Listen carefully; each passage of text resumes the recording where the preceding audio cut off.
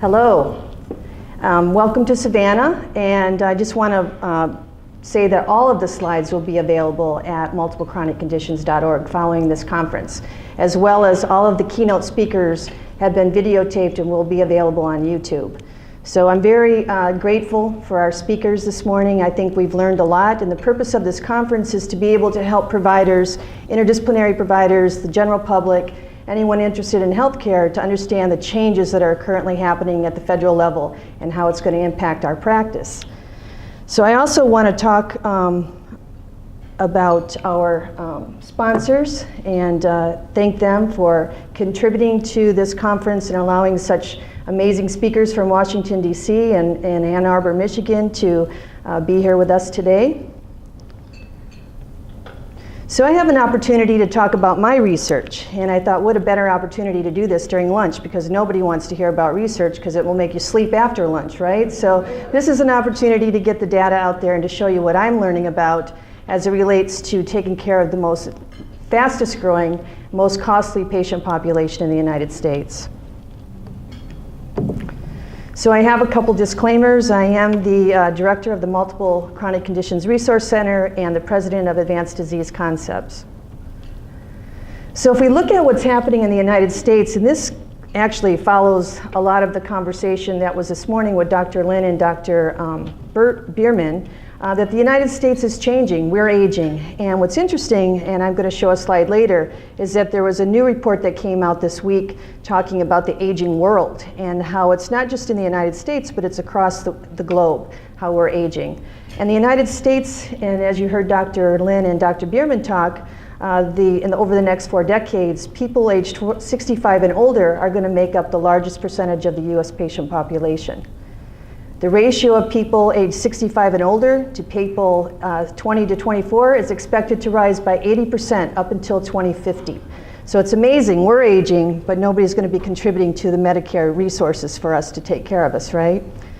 So if we look at the growth curve, the largest patient population is 85 and older. And I can remember when I first started my training over 30 years ago, it was unheard of to have an 80-year-old patient, right? But we're seeing 80-year-olds and 90-year-olds, and Dr. Lin talked about her 94-year-old mother who were living longer, and we're living much more independently, but it doesn't mean that we're always living better, because we do have a lot of concomitant conditions that are generated through the aging process and lifestyle.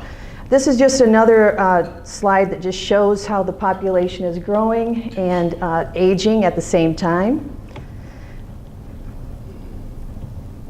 So there's 80 million baby boomers out there, and we began to turn 65 in 2011.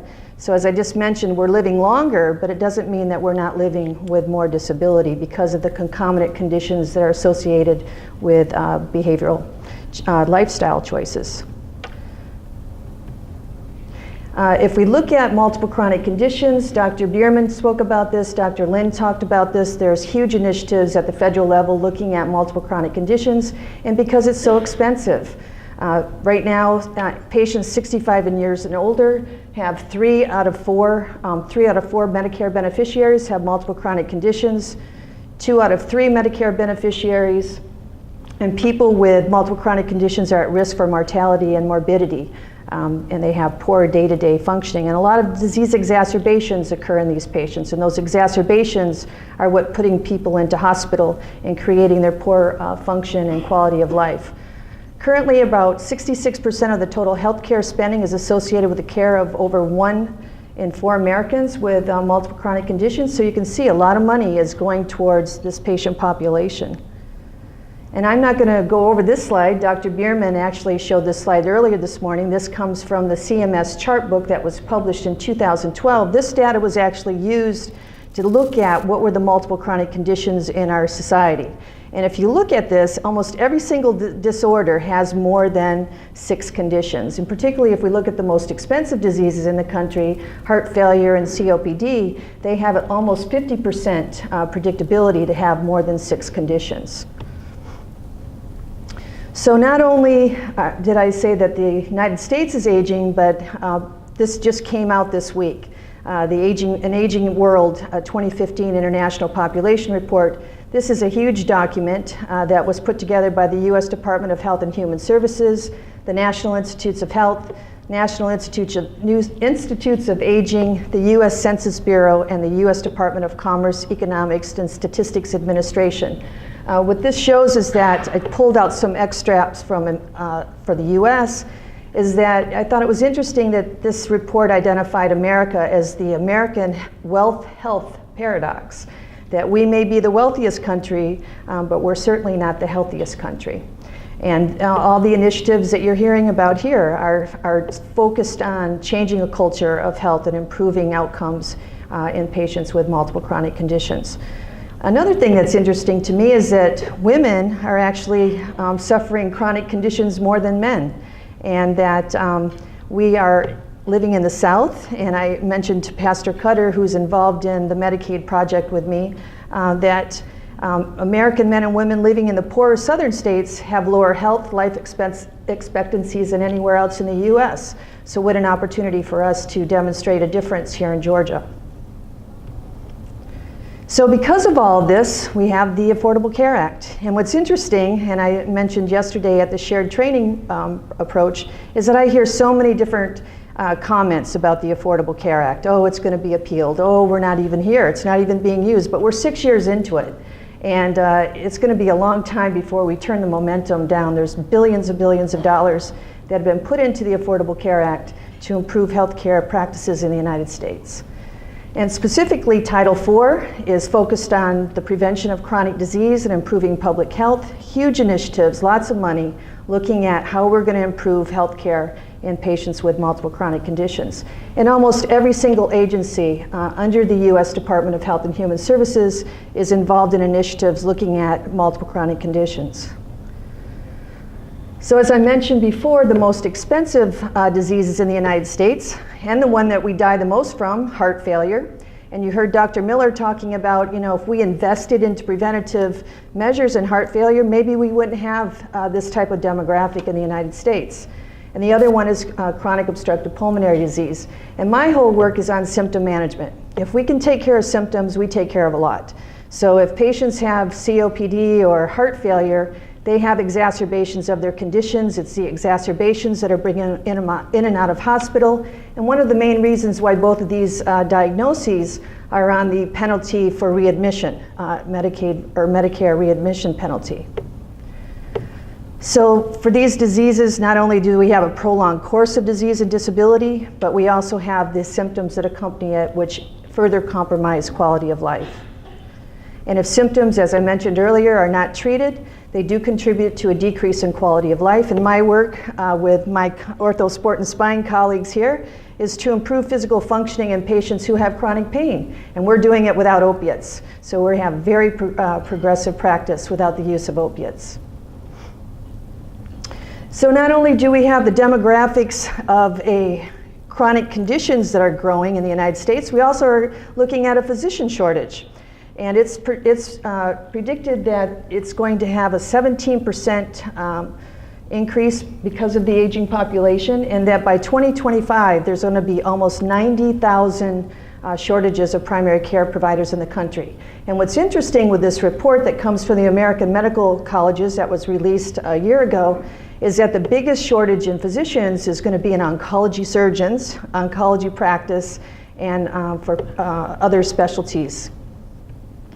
So with that said, who's going to be our next provider?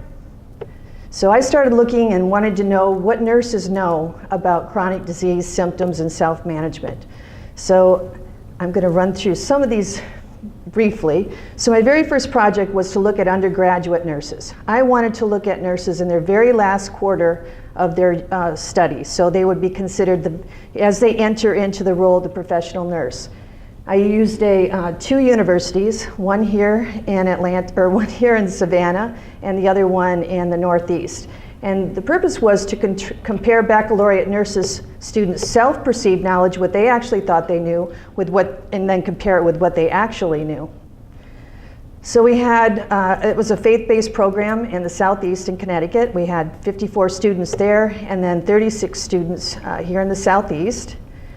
And what we found was, or what the tool that they used is a validated self-perceived knowledge survey, which looked at 3 domains: their knowledge level of prevalent chronic diseases, the management of chronic diseases, and the use of optimal symptom management. This was on a Likert score.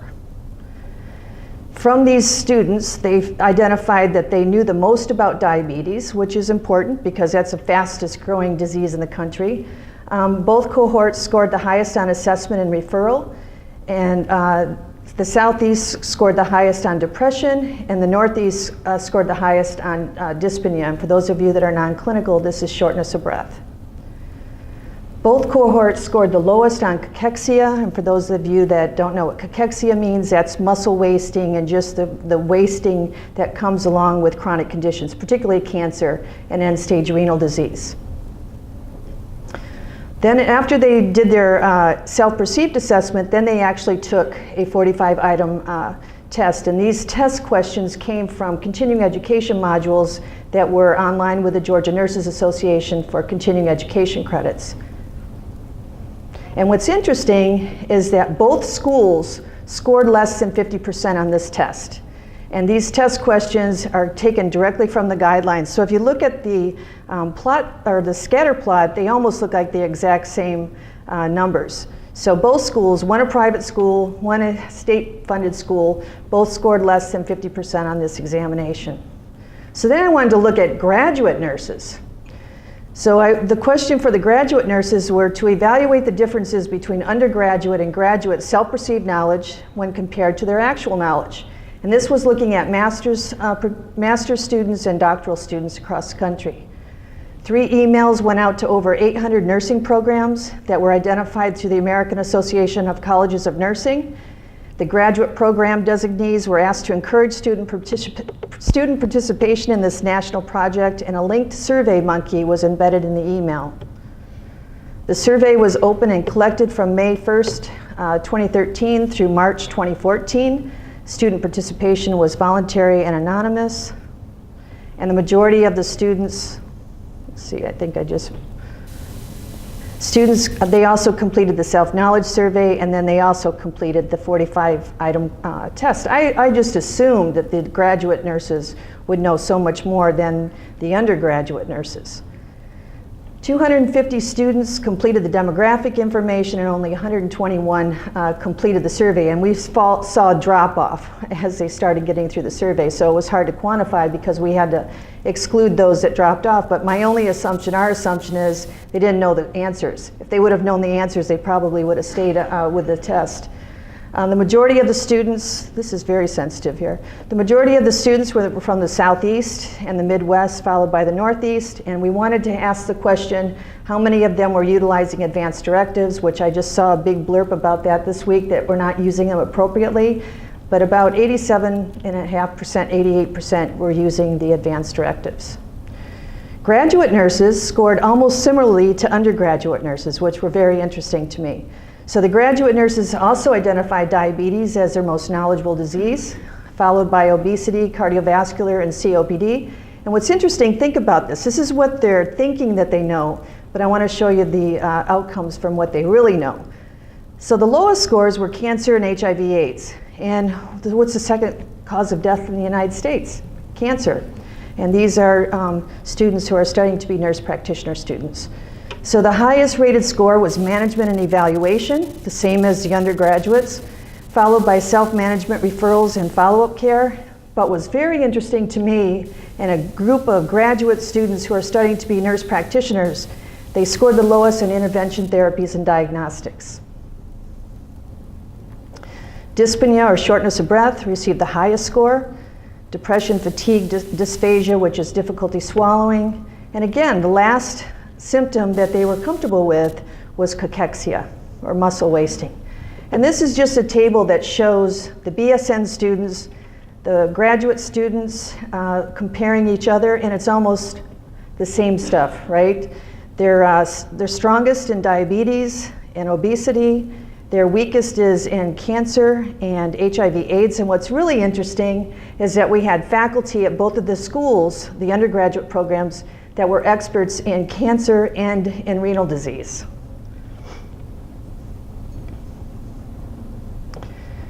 The self-knowledge survey symptoms, again, dyspnea, shortness of breath. If we look at all of the undergraduate and graduate students, they had the highest scores in shortness of breath and depression, and again, they all scored the same on cachexia. So looking at graduate nurses' knowledge, this is what we pulled out of their examination. They had an overall score of 70%. 80% is passing in graduate school, so they also failed the exam.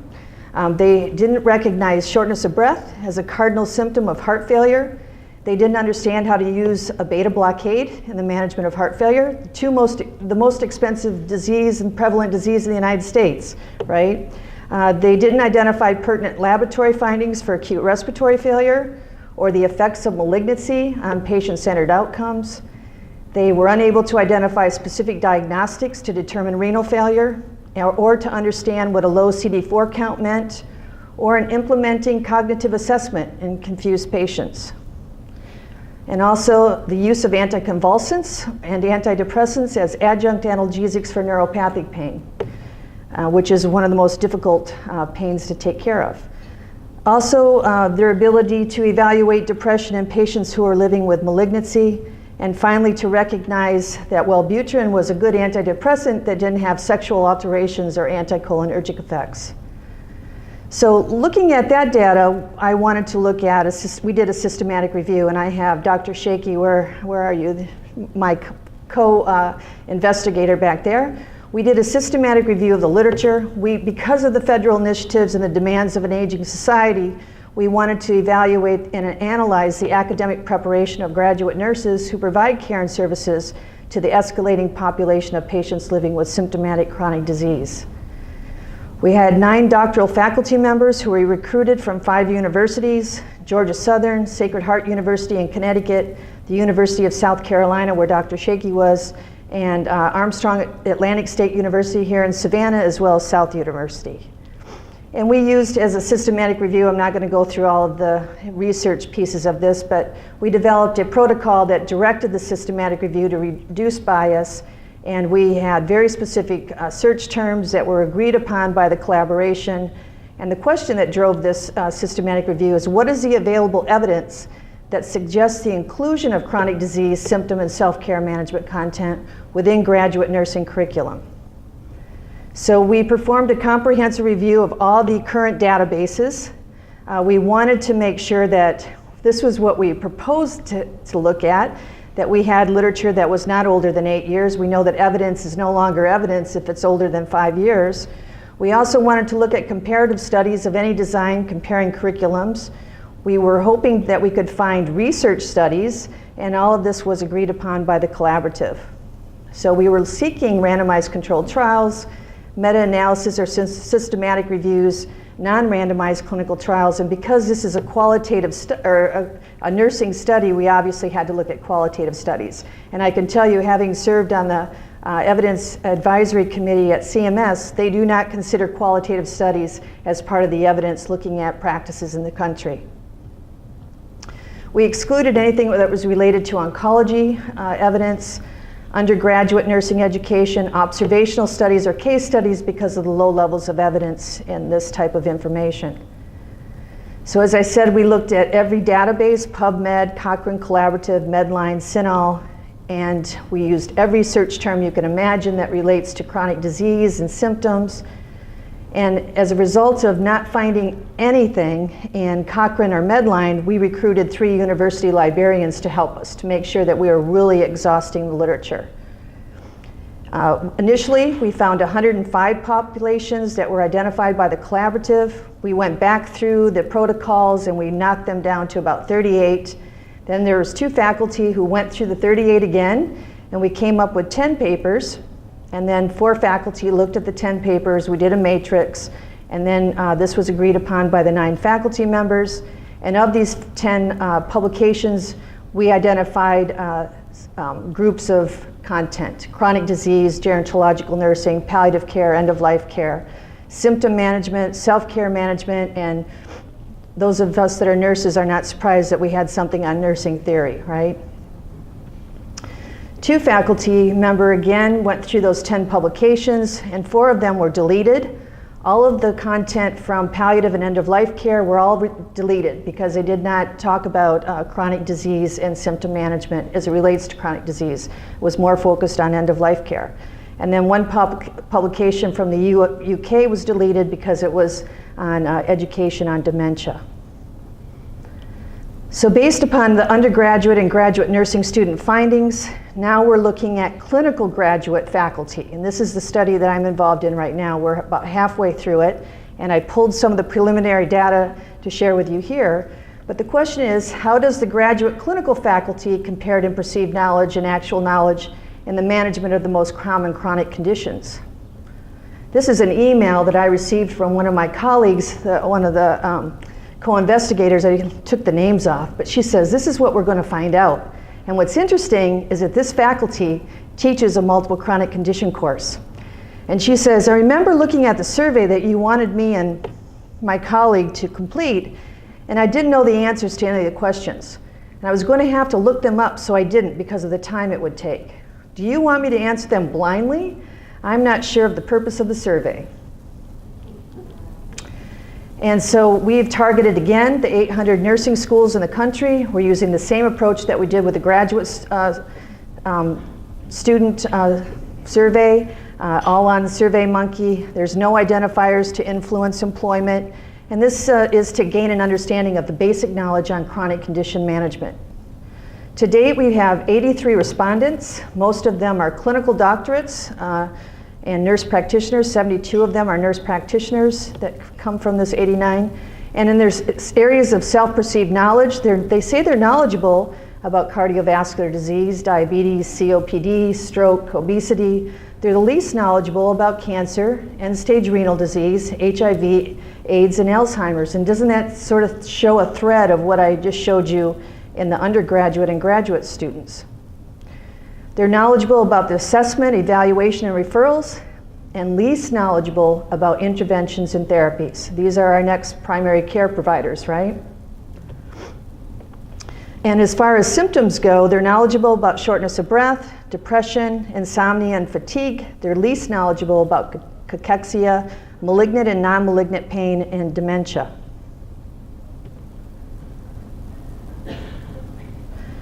And as I look at the questions, the information that they've given us is almost the same as what I found in the graduate nurses. They don't recognize dyspnea as a cardinal symptom of heart failure. They don't understand how to use ACE inhibitors for the management of heart failure or the physiological effects of the beta blockade. They weren't able to identify that beta blockers have a black box warning, or recognize that in order to diagnose for heart failure that you have to have a positive ejection fraction of less than 40%. They also were not familiar with the new JNC8 guidelines for hypertension management that were released 3 years ago. And as far as chronic obstructive pulmonary disease, they don't recognize the symptoms that identify the onset of a COPD exacerbation. Remember, that's what's taking people into hospital, right? So if we don't understand what an exacerbation is in COPD, how are we going to keep people out of hospital with these exacerbations? Or how to identify an exacerbation in COPD patients? Or implement the appropriate medication use in patients with moderate COPD. A lot of them want to use corticosteroids. There's a lot of new data that suggests that's not appropriate unless the patient is actually having an exacerbation. Or do they recognize GERD, gastric esophageal reflux disorder, as a common concomitant condition with patients who have COPD? And as for cancer, they did not understand the contributing symptoms from a diagnosis of malignancy, what the treatment was for patients with a pleural effusion, and they didn't recognize that somatic pain was a part of bone metastasis. They actually called it neuropathic pain, or when to implement or integrate palliative care. They confused, as I mentioned, somatic pain with neuropathic pain, or understood how to prescribe breakthrough pain medication. As far as dementia and confusion, they weren't able to associate symptoms from dehydration and the use of anticholinergic medications, or how to manage drug-induced delirium, or to provide a cognitive assessment in patients who are confused. And what's interesting for me with this new era of self-management and the importance of self-management and engagement is that the faculty did not understand the purpose and the use of self-management in chronic conditions. So in my findings, there's a lack of consistency in how chronic disease symptoms and self-management are included and how much time is allocated of this content in current graduate and undergraduate nursing curriculum. There's no standardized approach on how best to integrate this content. And based upon the current and growing aging demographics and federal initiatives, there's a need to develop a standardized method and a specific content for inclusion into nursing curriculum, an evaluation of methods to determine if content is effective, and most importantly, to ensure that faculty are maintaining ongoing education and they implement the use and practice of current guidelines in didactic and clinical education. And I can tell you in all of the programs that I've taught in, nurse practitioner students are shocked when I start talking to them about going to AHRQ and learning where the evidence is. They'd never heard of AHRQ. And it's one of the most important things that can drive our clinical practice to ensure that we are using the best evidence. So with the escalating population of aging Americans who do have multiple chronic conditions, the dramatic shortage of physicians in primary care and specialty practice requires prompt attention. Are we really prepared to meet the healthcare demands of America's largest, fastest growing, and most costly patient population?